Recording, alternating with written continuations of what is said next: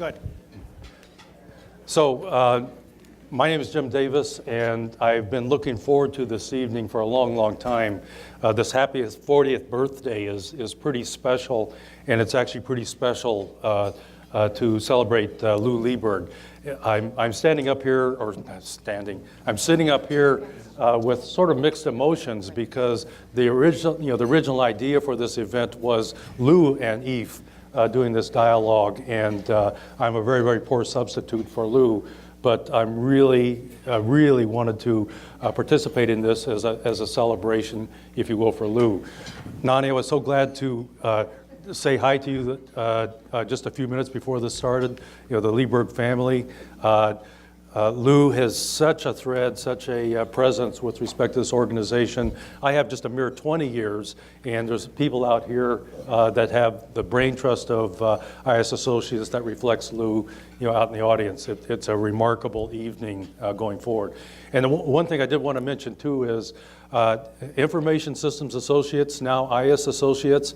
It's such a long-running organization that it just becomes ISA. It's like chair. And that's how well known ISA is. So I'll refer to it that way. What we wanted to do tonight is I'm very, very glad to be sitting next to Eve for short, or Efren. You've already heard that Eve is from Georgia Tech, and very true to my heart. So Eve has been in the IT industry for 50 years. Doesn't look that old at all. 56, actually. 56. By the way, I'm sitting next to Frank Motek, so I got to practice the velvet voice thing here. So, Eve, 50 years, how's that? It's also dear to my heart as a chemical engineer. Eve has a background in mechanical engineering and then moved into the IT area. Like I said, you've already heard from, he's from this small school out east called Georgia Tech. Georgia State. Georgia State, see, I messed that up. But he also went to this other small school called MIT and got the business side of things. Key to us tonight is that after MIT, Eve came to UCLA, and I need my notes here. This was back in 1969, and was here from 1969 to 1987. At that time, Eve formed a research group called Information Systems Research Program. And this is the program that actually started working with IBM, and Lou got connected. Eve and Lou somehow, and we're going to find out, got connected and started up the ISA way back at that time. And this is the origins of this 40th birthday. So Eve, it's a real pleasure to be sitting next to you and my opportunity to interview you. The obvious question is, how did this all start? How did you and Lou come together? How did it start? Well, when I arrived here from MIT in 1969, people said, if you're interested in getting things done, you ought to talk to the person who's the manager of the scientific center for IBM here in town. And that was Lou Lieberg, and I sought him out. And given my background, I'd worked in the industry before I went into getting my graduate degree. I'd been 8 years at Procter & Gamble doing systems for them. And he said, here is an academic who actually cares about practice. And so he said, how can we work together? And at that time, there was interest within IBM on the business professional interface. It was the question about, are our systems really attracted to business people as opposed to technologists? And Lou said, if I think there could be a project we could sponsor here in the Scientific Center that would explore that. And so under his direction, that's what brought us together. It was a BPI funded by IBM. I spent a year traveling around the country looking at various projects within IBM. At the end, with Lou's help, I prepared a presentation to John Akers. Maybe some remember foils, making your foils. That's an old-fashioned IBM term. But he walked me through that. He said, I don't want you to screw up when you talk to John Akers, who at that time was the heir apparent to be the president of IBM. And so I went to Armonk with the foils that Lou had helped me present and talked about what the business profession interface looked like or should look like. And I said, it's a pogo reference, another old cartoon maybe some of you have seen. And he had a phrase, we have met the enemy and he is us. And I said, that's the problem that IBM has. And that was the last time I've ever worked for IBM. But That it was an indication of what Lou was capable of. Later on, when it was the opportunity, we would have an IBM chair endowed at UCLA, and the question was, how do we prepare a letter requesting such funding from IBM? Again, Lou came to the fore and helped me work on that proposal. We got it funded, and it was the second IBM chair in the business school of the United States. The first had been at Stanford. And so this just is an example of, in fact, when I needed something done that had to do with, in fact, practice and of value to both UCLA and to IBM, I looked to Lou. It was quite a story there. It reminds me, too, my experience with Lou, I arrived in 2000, and the first thing he did was take me out to lunch and said, why don't you join the ISA? Actually called the IS Associates at that time. And over the years, we went to a basketball game with Lou, and he knew everyone in the whole section. I went to the James Center, the alumni. He knew everyone in the center. We were sitting next to Chuck Young, and he goes, "Hi, Chuck, how's it going?" He just knew everyone. And so from a UCLA perspective, he seemed to know everyone. Where did this UCLA thing come from? If you look back, he got his bachelor's degree in the business school at UCLA. He went on to get his MBA at the business school at UCLA, and when it came for his doctorate, he needed to have a committee. And you talk about Chuck Young, he actually reached out. Chuck Young was then the chancellor. He said, would you be willing to serve on my dissertation committee? And the only one he'd ever served on as the chancellor was Lou Lieberg's PhD study. That gives you an idea. And of course, he was the president of his undergraduate class, and so therefore between that if you to cut him, believe me, he bleeds blue. And that has been true. In fact, over the years, working for IBM, there were opportunities that were presented to him, which he chose. He said, that would take me away from California, away from UCLA, away from my family. And so I think that there were opportunities that actually might have progressed his career, but he chose not to because I think of his love for California and UCLA. Right, I know there's people out there from Michigan. There's another kind of blue that's going on here. Light blue. There's a lighter blue. Yes. Can you tell us a little bit about what the vision was? I mean, what started? We heard how you came together, but what was the vision? What were you trying to do? Well, the main the way I put it was that because I thought there were two communities, the academic community and the professional community, and they weren't talking to each other. And so that Lou and I got together and said, how do we bridge this? In fact, there was something that I would say would govern our discussion. It was, in fact, connections. One, connection between the UCLA faculty and students with the business community, and you'd be amazed at how isolated we could actually be. And I had colleagues that therefore were really not aware, in spite of their extensive training, what kind of things were happening in industry and what kind of challenges that executives were facing. And I said, we need to be close to that, to understand that and bring that understanding. So we want to bring the UCLA community to the business community. Conversely, we want to get the business community to understand what was happening at UCLA. Our students, our faculty, and so therefore, how could we have an organization which would foster that understanding of what the university has to offer. And thirdly, we want to build the network among the executives here in Los Angeles. I was, at that time, that Dwayne Peterson was the CIO at the Security Pacific, and he had a small group of colleagues that got together for lunch because he said, we need to talk to each other as executives. And so Lou and I approached Dwayne and said, could we build upon that small group you have and bring the third dimension, that is networking and connections among the business community with each other, to the point that when someone new would come to town, they'd say, I'm the new CIO at X. Was there a group in town? And they would say, talk to Lou and Ethan McLean, because there's a group at UCLA you need to be involved with. We're active in it, and you should be as too. That's what we tried to bring to the associates back in 1978. It was sort of before CIOs, right?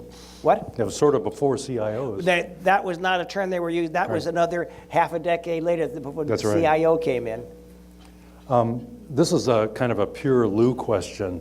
So if we take what you're talking about there when you and Lou were starting this up, what about Lou? What was he doing to make those connections, and what caused the people to come together? Well, to your point, like you saw at the basketball game, he knew everyone.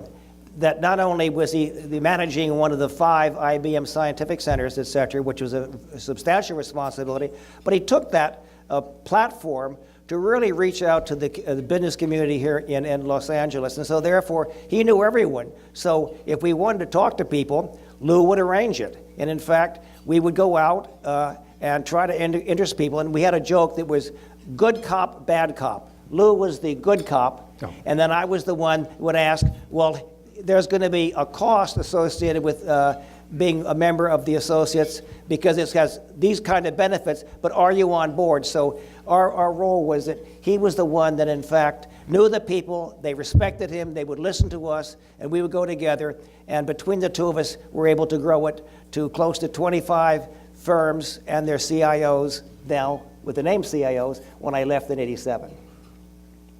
So you left in '87, 9 years into this Yes. this entity. What was it like? When you left? What were you feeling?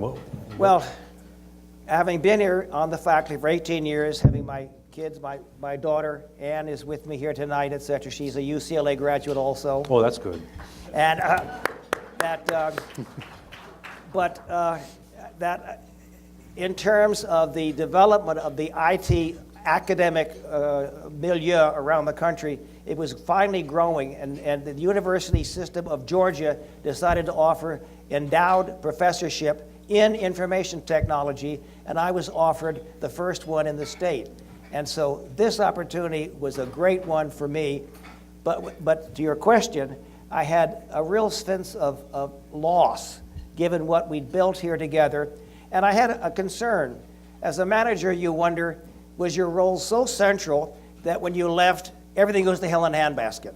Or is the manager such that you built an organization that it goes on without a murmur? They don't even realize you've gone. And I wondered which it would be when I left. And I can tell you frankly, it was the second one. That we had about 25 firms, et cetera. And when I checked back with Lou in a few years, he said, "Eth, I've grown it to 35. So rather than in fact shrinking under Lou's direction, it had grown substantially even further, and you have, of course, 40 some on today. Yeah, 40 years is still amazing, isn't it, for an organization like this? One of the things, you and I were kind of batting things around a little bit, and we were talking, what's the secret sauce? What's Lou's secret sauce?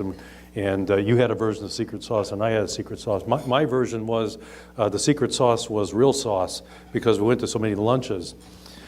But the other part of it was just what you said. It was Lou had this uncanny way to listen. He just simply listened. He knew everyone, and then one of the things he could do. One of the things I was always impressed with is the whole ISA was set up with a board that the board said, here's what we need to be doing. So this listening and setting up the board so that you could stay with the changes. The CIOs were defining where it goes, and Lou just kept promoting that over and over again. So it was between lunches and real sauce and listening, this thing just kept going and going.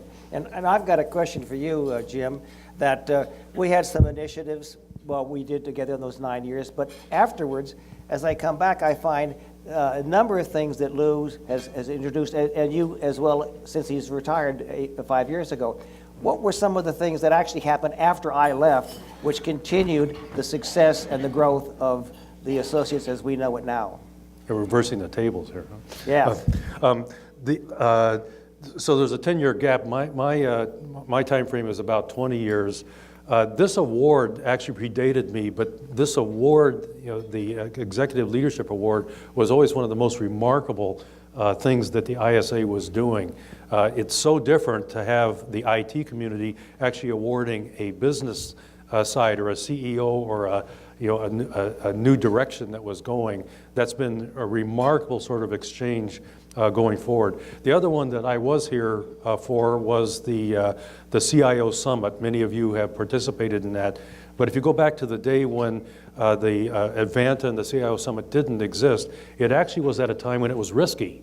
And there was a lot of debate about, do we do this? Is it going to kill ISA, or can we participate together and so forth? Lou kind of carried that thing forward, and so ISA thrived, but the CIO Summit thrived in just magnificent ways, and the two groups have grown substantially. So that just one, and you've heard on the video several of these new things we've gone into: women in technology, young tech professionals, all kinds of things of bringing the UCLA together. It's just been an expansive effort, even in the most recent years.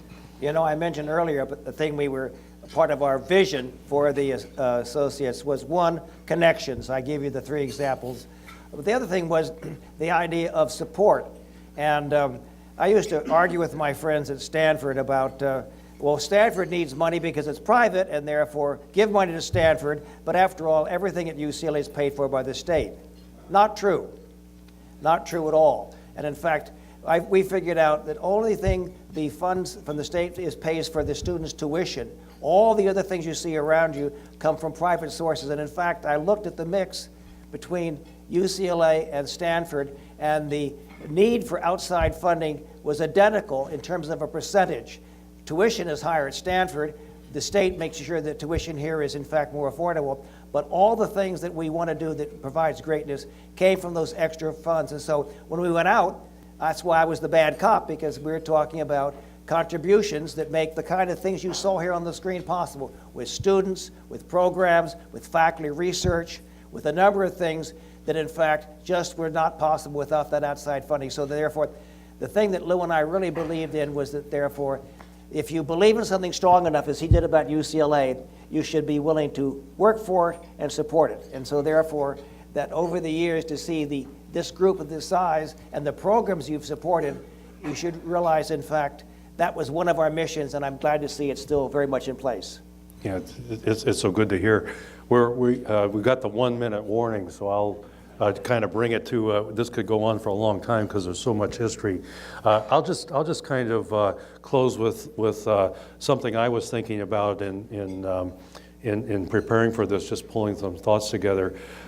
From my perspective, the ISA, the thing, it's almost hard to articulate, and we actually spend a lot of time as a board, and the different boards have done so. There's something about the way Lou created the community and the way it's more than just collegial, it actually is colleagues and friends in a very, very direct way.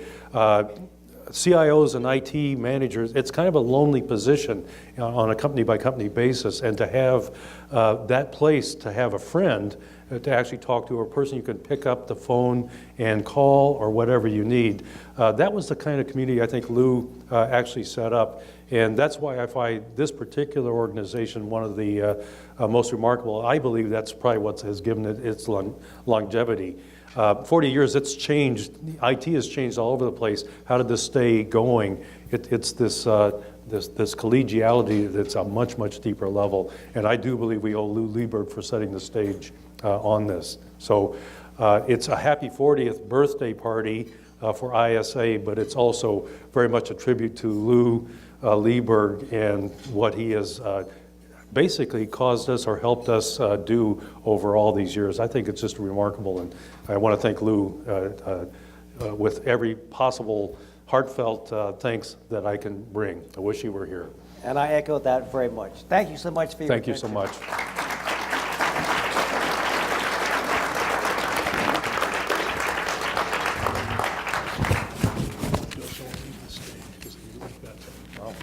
Okay.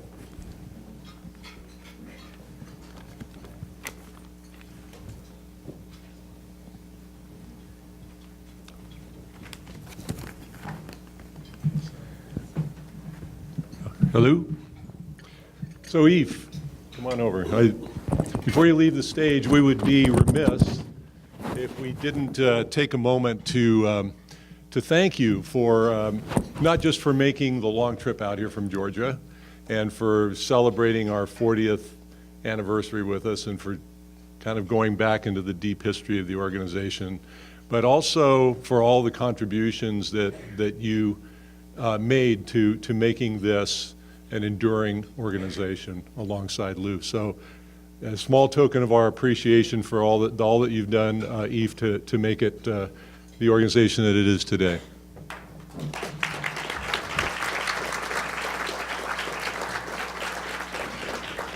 Thank you. Thank Thank you so much.